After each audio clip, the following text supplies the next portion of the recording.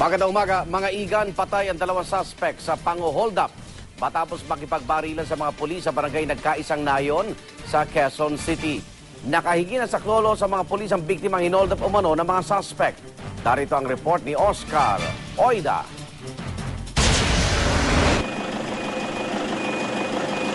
Alas 9 kagabi, nang matuldukan ang muna'y pambibiktima ng dalawang hininalang hold-upper, makarang mapainkwentro sa mga pulis sa may Pasacolo Street, barangay Nagkaisang Nayon sa Quezon City.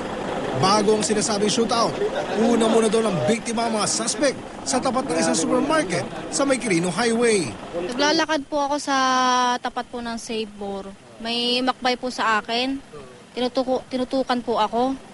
Tapos noon sabi niya, huwag kang gagalaw, huwag kang sisigaw, hold up to.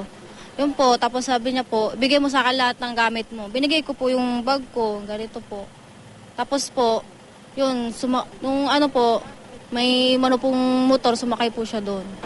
Buti na lang daw at may nagpapatrulyang pulis sa lugar noong mga panahon yun, kung kaya't agad siyang nakahinginan sa klolo. Makalipas ang ilang minuto, nagpang-abot na ang mga pulis at mga suspect. Nung ma-corner sila, pinapotokan nila yung ating mga pulis. Kaya gumanti ng putok yung ating mga pulis at yun ang naging resulta. Nabawi mula sa mga napatay na suspect ang dalawang kalibre 38 at mga gamit ng kanilang biktima. Hindi pa man natatapos ang investigasyon, isa pa unang biktima ang lumutang sa crime scene. Anya, hinold up din daw siya ng dalawang napatay na suspect.